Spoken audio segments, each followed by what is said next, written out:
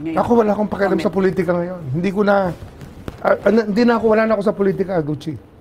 Wala na akong pakialam sa politika.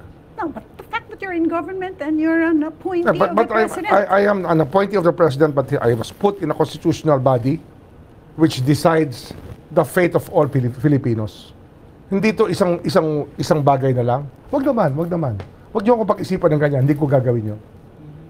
Ang video na ito ay nagpapakita ng direktang koneksyon ng mga pamilya kung saan binanggit ni Pangulong Marcos Jr. ang matagal ng relasyon ng mga Remulla at Marcos. Remullas. Marcos have long relationship.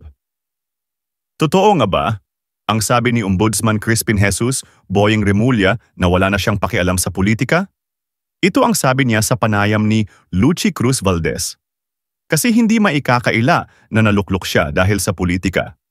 Na ang tingin ng karamihan ay kaalyado ng Pangulo at sinabi ito mismo ng kapatid ni PBBM na si Senator Amy Marcos na matagal ng panahon na ang mga Remulla ay kaalyado ng pamilyang Marcos.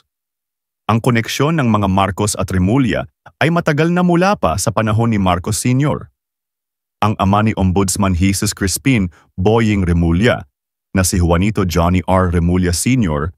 ay isang kaalyado ni dati Pangulong Ferdinand Marcos Sr. Naglingkod si Juanito Remulla Sr. bilang gobernador ng Cavite mula 1979 hanggang 1986 sa panahon ng administrasyon ni Marcos Sr. Kasapi siya ng kilusang bagong lipunan KBL, ang political party ni Marcos Sr. noong panahong iyon mula 1980 hanggang 1986. Bilang isang kaalyado ni Marcos Sr., isa siya sa mga local government executive na napilitang mag-resign sa simula ng administrasyon ni Pangulong Corazon Aquino pagkatapos ng People Power Revolution noong 1986. Kaya, ang koneksyon ay nag-ugat sa politika kung saan si Johnny Remulla Sr. ay isang governor at miyembro ng KBL na sumusuporta kay Marcos Sr. Ngayon naman sa panahon ni Marcos Jr., ang koneksyon ay itinalaga ang magkapatid na Remulla sa mataas na posisyon, ganun katindi ang kanilang samahan. Si Jesus Crispin Boying Remulla ay itinalaga siya ni Pangulong Marcos Jr. bilang Secretary of Justice noong Hunyo 2022 at kalaunan ay inappoint bilang bagong ombudsman noong Oktubre 2025. Ang ombudsman ay isang napakahalagang posisyon sa gobyerno. Ang kapatid na si Juanito Victor John Vic Remulla Jr. nagsilbi siya bilang gobernador ng Cavite at kalaunan ay itinalaga naman ni PBBM bilang Secretary of the Interior and Local Government DILG noong Oktubre 2024. Ayon mismo kay Pangulong Marcos Jr., may long relationship na ang mga pamilya ng Marcos at Remulla. Ito ay nagpapahiwatig ng isang matagal at matibay na ugnayan sa politika sa pagitan ng dalawang pamilya. Kaya't, hindi maikakaila na baka nga ang pag-appoint kay Remulla as a ombudsman ay Plan C upang hindi napapurmahin ang mga Duterte, lalo na si VP Sara. Ang pagtalaga sa mga Remulla sa matataas na posisyon ay nagpapakita ng kanilang malakas na suporta sa administrasyon ni Pangulong Marcos Jr. How much of what you do is influenced by the politics? Kasi, alam mo, ang tingin sa'yo ng marami ngayon, you're a political appointment. More than anything else, you were, the perception at least, is that you were appointed by the president to provide cover for him and for those close to him. I think that ano naman yan. It's a natural way to think for the political enemies or those who doubt the sincerity of the president. Pero ang tingin ko naman, nilagay niya ako rito kasi nakita niya yung problema. Alam niya yung aking kapasidad na ayusin ang mga problema ng bayan. Hindi maiiwasan ang pagdududa ng mga tao sa pagkakatalaga kay Boying Remulla as ombudsman kasi nga sa koneksyon ng kanilang pamilya. Pero bigyan lang ng pagkakataon si Ombudsman Boying Remulla sa kanyang trabaho as a ombudsman. Kasi makikita naman iyon kung halimbawa mga kaalyado lang ni Duterte ang nakakasuhan at wala sa kaalyado ni BBM tulad sa itinuturo ng mga testigo na pinsan ni BBM na si Congressman Martin Romualdez na mastermind sa insertion budget ay alams na. Kasi inililihis ang issue at idinidiin si Congressman Zaldico. Ang focus ng lahat ay yung House Speaker kasi yung si Congressman Zaldico, Chair of the Appropriations Committee, appointee niya, no? Sabihin na natin. Siya pumili nun. Yes. Siya pumili ng chairman ng appropriations. Yes. Oh. And to this day, ang perception ay silang dalawa talaga ang promotor ng lahat ng ito. You agree with that? Ano yan eh? If there's a mistake of omission or sabihin natin omission, ito na yon. It's the worst that ever happened. What omission was that? Hindi kailangan niya parindigan yung kanyang pagpili kay Zaldico. Ayun na nakikita ko. Kasi, kung liability lang, kailangan dalhin talaga yung ebidensya. Mahirap magdemanda na walang ebidensya, Luchi.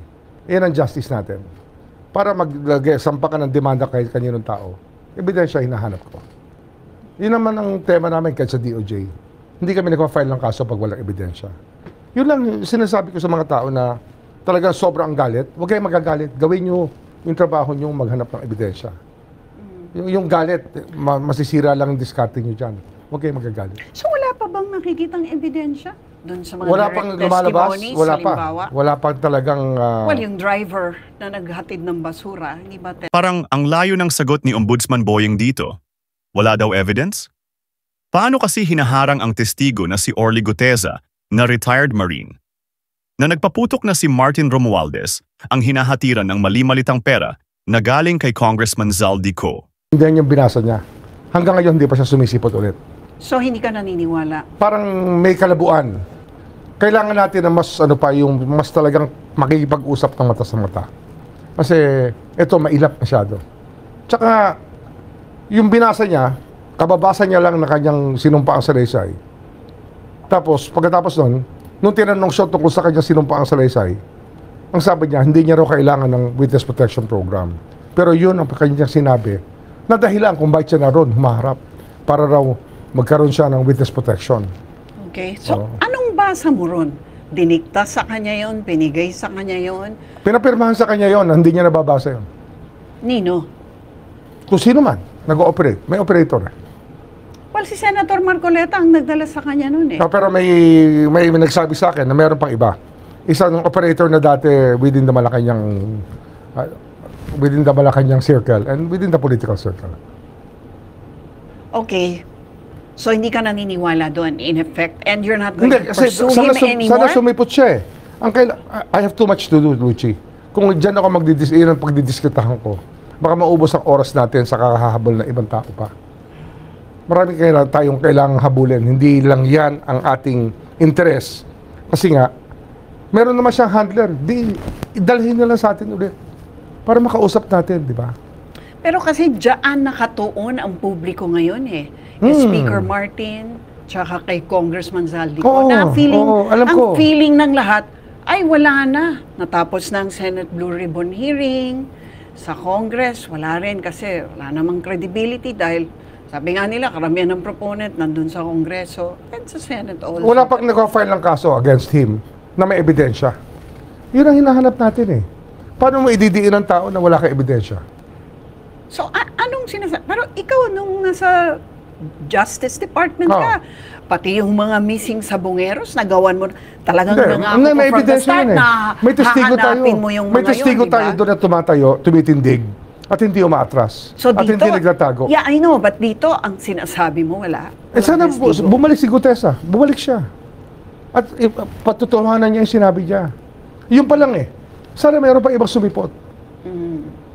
What about, kunyari, lifestyles? Kunyari, si Congressman Zaldico. I mean, sa lifestyle pa lang, alam na nating lahat na, teka lang, parang nakaw talaga lahat yan. Dami mo aeroplano, di ba? Matagal ng kontratista At yan. na-freeze pa nga. Panahon pa ni GMA, alam ko kontratista na yan.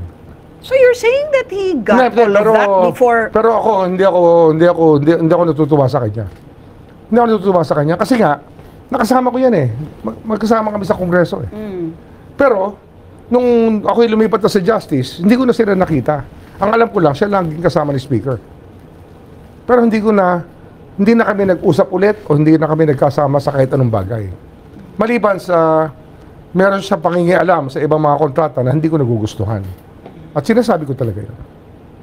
Pero kanino ba yan sa Solicitor General ba nakaatang yan, yung mga lifestyle halimbawa? Hindi, dito yan. Kasi Oo, ito nga, kaya pina-open mo na yung SALN, Oo, di ba? oo, oo. So bakit hindi nasimulan man lang doon?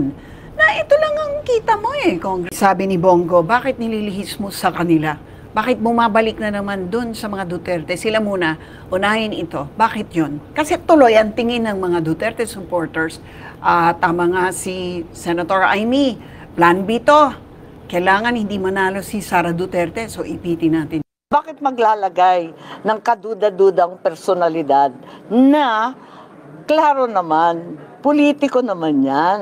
Hindi naman yan na maaring maging, anong sinabi, recognized probity and independence. Mukhang plantsadong-plantsado na. Kung hindi makakalusot yung impeachment, nako ang plan B, diretso na tayo sa plan C. Plantsado na ang lahat. Ako wala akong pakialam sa politika ngayon. Hindi ko na, wala na ako sa politika, Gucci. Wala na akong pakialam sa politika. No, but the fact that you're in government and you're an appointee of the president. I am an appointee of the president, but I was put in a constitutional body which decides the fate of all Filipinos. Hindi to isang bagay na lang. Wag naman. Wag niyo ako pag-isipan ng ganyan. Hindi ko gagawin yun. Sana nga Ombudsman Boying, maging parehas sana ang pananaw mo. Abangan na lang natin, makikita naman yon kung totoo.